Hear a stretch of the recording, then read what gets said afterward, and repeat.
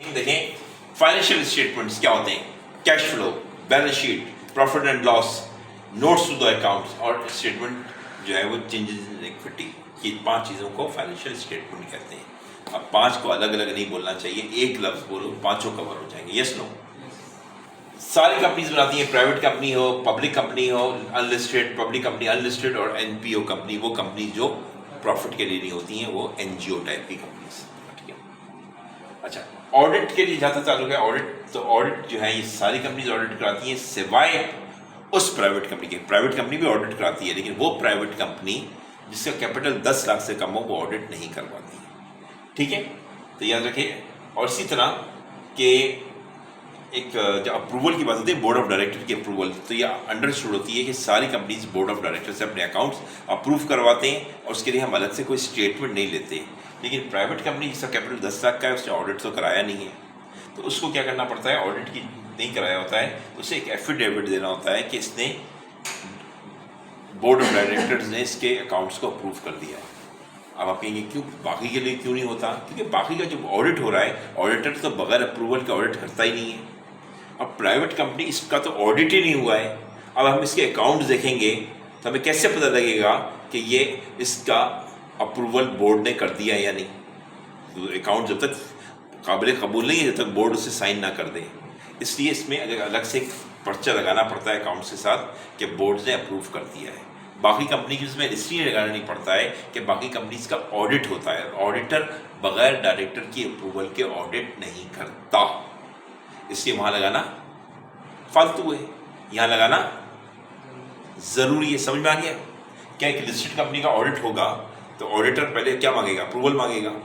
इसका ऑडिट होगा, अप्रूवल मांगेगा, इसका ऑडिट होगा, अप्रूवल मांगेगा। प्राइवेट कंपनी 2 किस्म की हो गई, एक वो प्राइवेट कंपनी जिसका कैपिटल 10 लाख तक है, सही है, 10 लाख तक है यानी 1 मिलियन। एक वो कंपनी जो जिसका कैपिटल अबव 10 लाख है, अबव 10 लाख है, तो इसका ऑडिट होगा, इसका ऑडिट होगा तो ऑडिटर क्या मांगेगा? अप्रूवल। यहाँ होगा अप्रूवल, यहाँ होगा अप्रूवल, यहाँ होगा अप्रूवल, लेकिन इसका तो ऑडिट ही नहीं होता, तो अभी क्या पता इसका अप्रूवल बोर्ड ने किया है या नहीं किया है, इसलिए इसका एफिडेविट लगाना पड़ता है अकाउंट्स में। Yes no? अच्छा, ऑडिट जो है जब इस कंपनी का हो जाता है तो एजीएम होती है, आपको पता है, ऑडिट रिपोर्ट उसमें डिस्कस होती है। तो एजीएम के 30 दिन के अंदर अगर लिस्टेड कंपनी है तो वो अपने ऑडिट अकाउंट्स जो मीटिंग में डिस्कस हो चुके हैं वो आरओसी को भेज देगी, और अनलिस्टेड है तो 15 दिन में भेजेगी, और ये भी लिखेगी कि मालिकों ने इन अकाउंट्स को अडॉप्ट किया या रिफ्यूज़ कर दिया। ठीक है, रिपोर्ट्स में क्या क्या होती है फाइनेंशियल स्टेटमेंट में? आप बताए रिपोर्ट्स में फाइनेंशियल स्टेटमेंट होते हैं, इसमें 5 चीज़ें मैंने आपको बता दी। क्या 5 चीज़ें? Balance sheet, profit and loss, change in equity, notes और कैश फ्लो।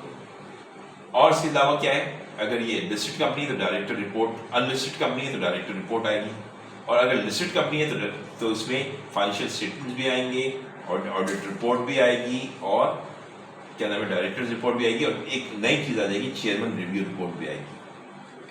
ठीक है ना? और ये अकाउंट्स जो होंगे, ऑडिटेड अकाउंट्स कहाँ जाएंगे? 3 जगह और जाएंगे, स्टॉक एक्सचेंज, आरओसी, एसएससीपी के पास भी जाएंगे।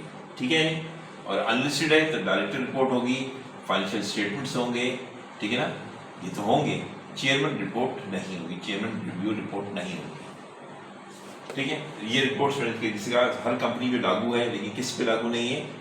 इस कंपनी पे, क्योंकि ऑडिट रिपोर्ट की बात की है तो वो उस कंपनी, प्राइवेट कंपनी पे लागू नहीं होती जिसका कैपिटल 1 मिलियन से कम होता है, तो उस प्राइवेट कंपनी पे लागू नहीं होती, लेकिन उस प्राइवेट कंपनी पे लागू होती है जिसका कैपिटल 1 मिलियन से ज़्यादा होता है। अच्छा, अकाउंट जो है वो जो वेबसाइट पे देने होंगे आपको, अपनी वेबसाइट पे अकाउंट्स को आप देंगे, इसलिए हर कंपनी, किसी भी कंपनी की वेबसाइट खोलें, इसके अकाउंट्स उसके वेबसाइट पे मौजूद होते हैं ताकि हर कोई देख सके, स्टूडेंट्स भी देखते हैं।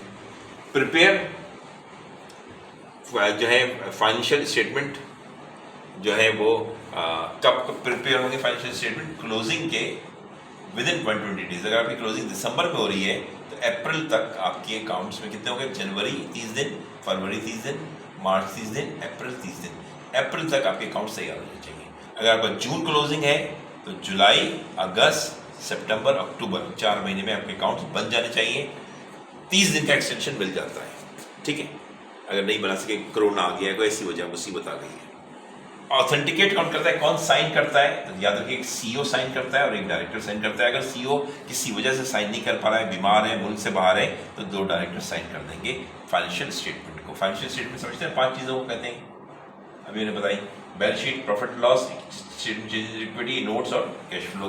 तमाम 5 चीज़ें जो है, balance sheet, profit loss, statement, changes in equity और नोट्स और कैश फ्लो, ये 5 चीज़ें हैं।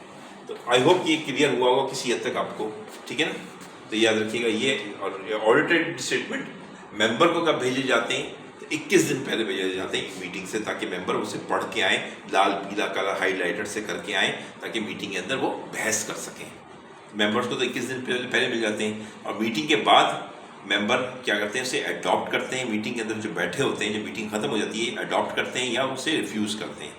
दोनों सूरतों में अडॉप्ट किया है या रिफ्यूज़ किया है। आरओसी को कंपनी के डायरेक्टर्स क्या करेंगे, लिस्टेड कंपनी 30 दिन के अंदर अंदर, कहाँ से गिनेंगे 30 दिन? एजीएम से। और अनलिस्टेड तो 15 दिन के अंदर। 15 दिन कहाँ से गिनेंगे? एजीएम पीरियड से। ये भेजना होगा और ये बताना होगा कि आया ये अकाउंट्स अडॉप्ट हुए हैं या अनअडॉप्ट हुए हैं, ठीक है ना? Thank you very much.